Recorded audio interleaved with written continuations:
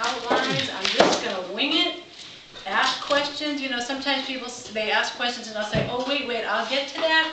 I'm going to answer your questions as they come up, and I'm just trusting the process. Okay? I have recipe handouts, so if you would take a packet for yourself and pass them on. I also have some flyers for my next 2 advanced pickling classes.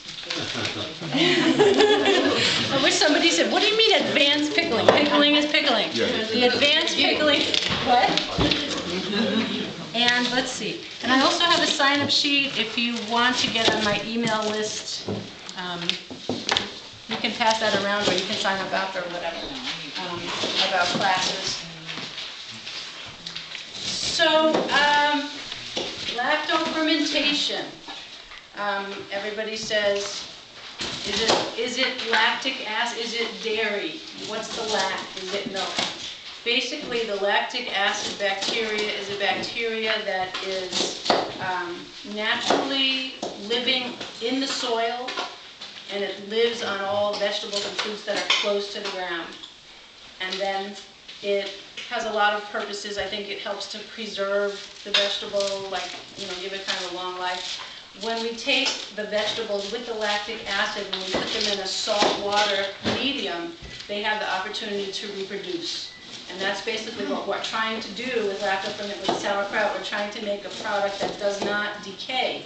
When we have the lactobacillus in the salt water medium, it's shifting the direction from living to death, living to decay, shifting the bacteria and yeast balance so that it lives for a really long time and doesn't putrefy. So that's lactofermentation in a nutshell. When somebody isolated this particular bacteria, they said, this is the bacteria that is also in fermented milk, and they named it after the milk, even though it's nothing to do with milk. It's its own bacteria. Okay? Lactofermentation has been around since at least the Roman times. The Roman army used to cart around vats of sauerkraut with them. Are you okay? Yeah. Okay. and I think the Spanish, I don't know, there were some sailors that would, in their boats, they would have vats of sauerkraut and they wouldn't get scurvy, you know, because in this lactofermentation, probiotics are created, enzymes are created, some vitamins are created, minerals are made available. So it's a fantastic process.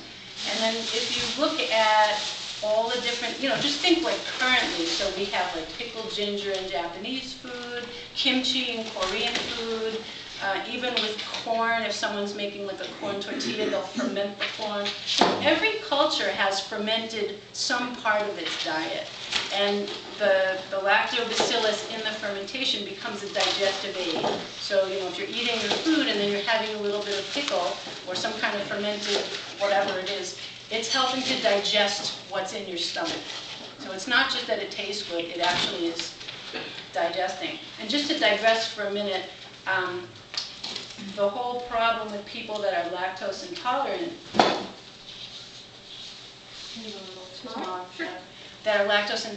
they usually are, when you pasteurize the milk, you're killing off all the bacteria and the enzymes, so you're killing off the lactase, which digests the lactose. So if everybody's drinking pasteurized milk without any proper enzymes to digest the proteins in the milk, well, then we have all sorts of digestive problems and assimilation problems. And so when you're getting into this fermentation thing, enzymes are being created. And people are saying, I know this is not a milk class, but people are saying if you ferment milk with a kefir or a yogurt culture, that milk actually, you can use pasteurized milk and it is a much, much, much better product in the end because it's got all those enzymes and bacteria in it. And you can digest it, you can assimilate the nutrients. Okay. Any questions? Yes? When you mentioned pickles, are all pickles good or are some pickles not really pickles? Okay, so I just also wanted to say about the sauerkraut that I put on the table. It was very chewy and it was the most current sample that I had today. But for that, I would have tasted that and I would have said, this needs at least another week to 10 days. So I'm sorry that it wasn't perfect, but you could, it's a good lesson, because if you do make this yourself, when you taste yours and it tastes like that, you'll know we have another 10 days to go. There's nothing wrong with it. It's not hard on the stomach. It's just not as al dente as it could be, and the taste will get more sour as time goes on. So that's a live food, basically. So I sterilized the brine, but after that, there's no cooking, so it's a live food. If you go to Stop and Shop and you pick up a jar of pickles, like molasses pickles or something, that's vacuum packed, it's been pasteurized, it's been vacuum packed, it's a dead food. I know, I don't have to tell you this. I know you know this. It's a dead food. So the difference between these pickles is the ingredients are vegetables, salt, and water, and that's it. Maybe some herbs for spicing. And then each batch is a little bit different, because the vegetables may be juicier, they may be drier. Also, the climate may affect it a little bit. And this does not lend itself to industrialization and big business. Because when you buy a product, you say, I really like this, and when I get it next week, you expect it to be the same. But every batch is different. So that's why we can't feed the masses with mass-produced, industrial-produced, lacto-fermented pickles. It's just not dependable enough for people to just to buy it all the time, to know. So does that answer your question? The live food, the dead. So what I was going to say is, so then they put vinegar in it, and then they pasteurize it and vacuum pack it, and then every single jar is exactly the same. It's a dead food, but it's, we know what we're getting. What? Uniformly dead, she said. Very good. Uniformly dead. Excellent. Excellent. Even the Bubby's pickles at Whole Foods? No, Bubby's pickles are lacto-fermented. Yeah. So in Whole Foods, there's Bubby's and there's real pickles. Real pickles, those are lacto-fermented. Saltier, in my opinion, than anybody needs to be eating. Okay, with this process I'm going to show you, you can control the salt. So you can make it as salty as you want. Maybe I'm getting ahead of myself, or you, I guess, but you mentioned the recipe. Do you ever add probiotics to your mixtures? Would you?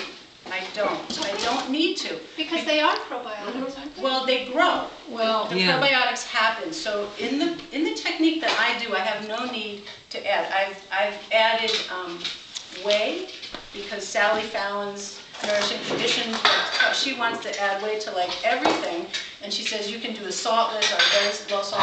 I tried it with whey, which I'm allergic to milk. I can't really eat it, but I said, all right, I'll just try it, and it didn't have a long life.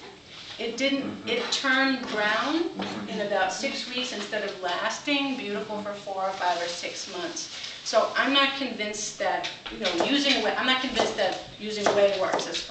So did you use like a packet of powder? I used a pill. I just followed someone's recommendation. She said she used it because it quote, jump-started the process. Okay. So I used 3 capsules and just put them in. Okay. Maybe I didn't need them. I don't think it hurt anything, but... No, I don't think it hurts it. I don't think it's necessary. Okay. If you want to really cut the salt down, if you do it that way, you may be able to have more successful batches. Because what happens is, so I'm digressing a little bit. So the salt preserves the fermentation for 3 days until the it preserves it for a long time, but it preserves it so that the lactobacillus can get going. It takes about 3 days for enough lactobacillus to reproduce to preserve it.